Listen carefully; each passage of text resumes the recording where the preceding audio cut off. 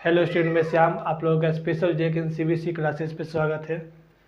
मैं first term exam class 10 से related chapter 3 दो चर वाले रैखिक समीकरण में पढ़ाने जा रहा हूँ। देखिए, रैखिक समीकरण के हल होने की कुछ शर्त है, जिसमें शर्त दिया गया। इस शर्त की वजह से ही हम सारा क्वेश्चन को सॉल्व कर पाएंगे। तो इस शर्त को हमें याद रखना पड़ेगा और समझना पड़ेगा। अनुपात की तुलना, गणितीय निरूपण, स्थिति, ग्राफीय विरूपण। इसमें देखिए हम कैसे समझेंगे। 3 पार्ट है इसका, तीनों पार्ट को हम समझेंगे। तो देखिए a1/a2 equal to not b1/b2। अगर दोनों में अगर इक्वल नहीं रहेगा, जैसे मान लीजिए इसका 1/3 है, यहाँ पे 2/3 है, तो ये इक्वल नहीं आया, तो इसको हम a1/a2 equal to not b1/b2 कहेंगे। इसका गणितीय निरूपण हमें याद करना होगा, अद्वितीय हल। इसका स्थिति क्या होगा, संगत होगा। ग्राफीय विरूपण होगा, प्रतिच्छेद करती हुई रेखा है। अब देखिए इसमें समझना है प्रतिच्छेद करती हुई रेखा है, कैसे समझेंगे। तो प्रतिच्छेद करती हुई रेखा को समझेंगे, देखिए कैसे समझेंगे। तो जैसे एक पॉइंट है, एक पॉइंट पे एक लाइन को पार किया, ऐसी पॉइंट पे एक लाइन और पार हुआ, तो ये एक पॉइंट पे कटा दो लाइन, तो इसी को हम बोलते हैं प्रतिच्छेद करती हुई रेखा है, जिसको हम बोलते हैं प्रतिच्छेद बोलते हैं। प्रतिच्छेद यानी कि इंटरसेक्ट बोलेंगे इसको। तो प्रतिच्छेद करती हुई रेखाएं समझ में आ गया आपको कि एक पॉइंट पे दो रेखाएं पार होगी, उसको हम बोलेंगे प्रतिच्छेद करती हुई रेखाएं। दूसरा क्वेश्चन समझिए।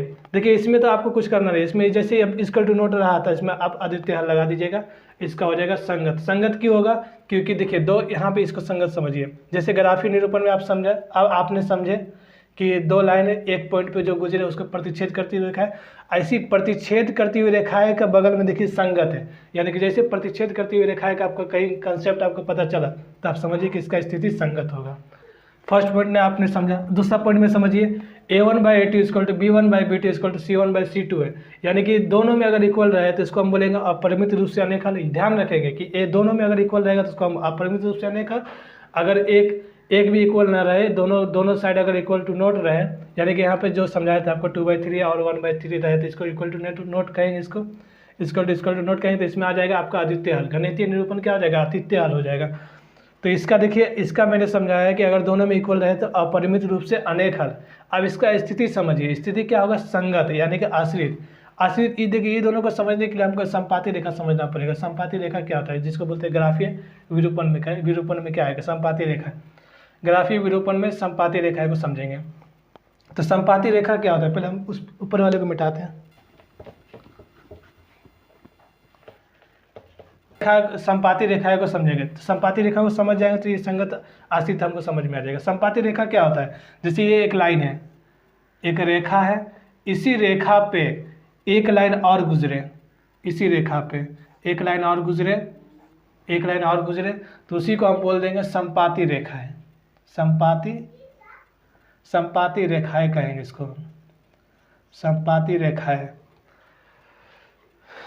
अब संपाती रेखा, जैसे ये संपाती रेखा क्या समझे आपने कि एक लाइन पे एक लाइन पे अगर दूसरे लाइन पार हो, तो उसको हम संपाती रेखाएं कहेंगे। ऐसी संपाती रेखाएं का कंसेप्ट क्या है, इसका स्थिति हो जाएगा आपका संगत, यानी कि आश्रित। संगत का मतलब क्या होगा कि एक ही लाइन पे दूसरे लाइन पार हो, उसी को हम संगत बोलते हैं। ये एक ही लाइन पे आश्रित है दूसरा लाइन, इसीलिए हम इसको आश्रित भी बोल सकते हैं। तो संगत आश्रित दोनों सेम है, आप घबराइएगा नहीं एग्जाम में। आश्रित रहे चाहे संगत है, दोनों एक ही बात है।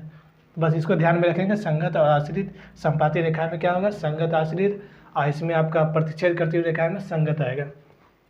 इधर वाले को तो आपको याद करना पड़ेगा, अद्वितीय हल, अपरिमित रूप से अनेक हल। तीसरा पॉइंट देखते हैं, a1/a2 equal to b1/b2 equal to not c1/c2। इसका क्या होगा, गणितीय निरूपण, कोई हल नहीं। तीसरा नंबर समझिए, a1/a2 equal to b1/b2 equal to not c1/c2 है, तो कोई हल नहीं होगा इसका गणितीय निरूपण। इसे याद रखना पड़ेगा। अब जैसे देखिए दोनों में क्या इक्वल है, उसके बाद वाले में क्या इक्वल टू नॉट है, यानी कि इक्वल टू नॉट, ये बराबर नहीं है, दोनों क्या होगा, बराबर नहीं होगा। तो ये जैसे इसका आपका कंसेप्ट आपको सब मैंने समझा है कि ये चीज़ समझा है, तो इसका क्या होगा, कोई हल नहीं। इसको ध्यान में रखेंगे कि इसका क्या होगा, इस तरह से अगर रहे क्वेश्चन में, तो हमें इसमें लगे टिक मारेंगे, किसमें, कोई हल नहीं। और इस तरह से रहे तो इसमें अपरिमित रूप से अनेक हल, और इस तरह से रहे तो अद्वितीय हल। अब देखिए इसका मैं तीसरा पॉइंट का मैं इधर वाला नहीं बताया, मैं अभी बताने जा रहा हूँ। देखिए इसका, देखिए स्थिति क्या है, असंगत है, जिसका कोई हल नहीं है। इसका क्या है, स्थिति क्या होगा, इसका असंगत होगा। अब इसका ग्राफीय विरूपण समझिए, समांतर रेखा है। तो देखिए सबसे मेन है आपका इस साइड वाला, ग्राफीय विरूपण को समझिए, बाकी सब बन जाएगा। तो समांतर रेखाएं का देखिए, समांतर रेखाएं का क्या होगा, इसको मिटा देते हैं। समांतर रेखाएं समझेंगे, समांतर रेखाएं देखिए क्या होता है। समांतर रेखाएं मतलब पैरेलल लाइन, जैसे ये एक लाइन किया, उसके नीचे उसी का बराबर में, उसका नीचे उसी का बराबर में एक लाइन और नीचे से पार होगा, ये दोनों आपस में कभी नहीं मिलेगा। इसको हम क्या बोलेंगे, समांतर रेखाएं पढ़ेंगे। इसको हम बोलेंगे समांतर रेखाएं बोलेंगे, समांतर रेखाएं कहेंगे, जिसको हम बोलते हैं इंग्लिश में पैरेलल लाइन। अब देखिए ये आपस में कभी मिलेगा क्या, नहीं मिलेगा। ये आगे तक चल जाएगा इन्फिनाइट तक, इधर पीछे भी इन्फिनाइट तक चल जाएगा, यानी कि अनंत तक जाएगा दोनों लाइन। ये दोनों लाइन आपस में कभी नहीं मिलेगा। जैसे ये पहले वाले में क्या बताया था, इंटरसेक्ट वाला एक पॉइंट पर, ये आपस में मिला, फिर आपका ये देखिए एक लाइन पे दूसरे लाइन पार होता था। तो ये सब अलग अलग कंसेप्ट है। अब इसमें देखिए इसकी तो अलग ही कंसेप्ट है, क्योंकि दोनों लाइन आपस में कभी नहीं मिलेगा, ये आगे तक चल जाएगा। तो इसका क्या है, इसको क्या बोलेंगे, समांतर रेखाएं बोलेंगे, जिसको हम पैरेलल लाइन इंग्लिश में बोल सकते हैं। अब देखिए ये कभी आपस में नहीं मिलेगा, यानी कि संगत नहीं होगा। संगत का मतलब क्या हुआ, आपस में जो मिल रहा है उसमें हम संगत करते हैं, आश्रित बोलते हैं। जो एक लाइन पे ही आश्रित है और एक ही पॉइंट पर आश्रित हो रहा है, दो लाइन पार हो रहा है, उसको हम बोलते थे संगत आश्रित। ये दोनों उसमें चलता था।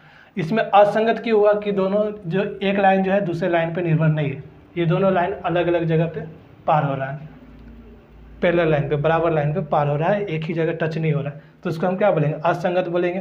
तो ये समांतर रेखाएं का क्या हो जाएगा, पोजीशन, जिसको स्थिति बोलेंगे, असंगत हो जाएगा। तो आपने समझा, अब पहला पार्ट, दूसरा पार्ट, तीसरा पार्ट, तीनों आपने समझा कि रैखिक समीकरण के हल होने के शर्त कितने हैं, 3 हैं। तीनों का आप समझे, प्रॉपर्टीज, पूरा स्थिति समझे, गणितीय विरूपण समझे, ग्राफीय विरूपण, अनुपात। अगर कुछ डाउट होगा तो कमेंट में जरूर पूछिएगा। और मैं इस वीडियो को पार्ट 1 में डाल दे रहा हूँ। पार्ट 1 में इसका रहेगा, नाम रहेगा आपका बेसिक कंसेप्ट चैप्टर 3। ये पार्ट 1 में जाएगा, और इसके बाद का जो वीडियो आएगा वो पार्ट 2 होगा, जिसमें सिर्फ क्वेश्चन करवाएंगे। जिसमें पार्ट 2 में क्या करवाएंगे, क्वेश्चन करवाएंगे। पार्ट 2 में क्वेश्चंस करवाएंगे।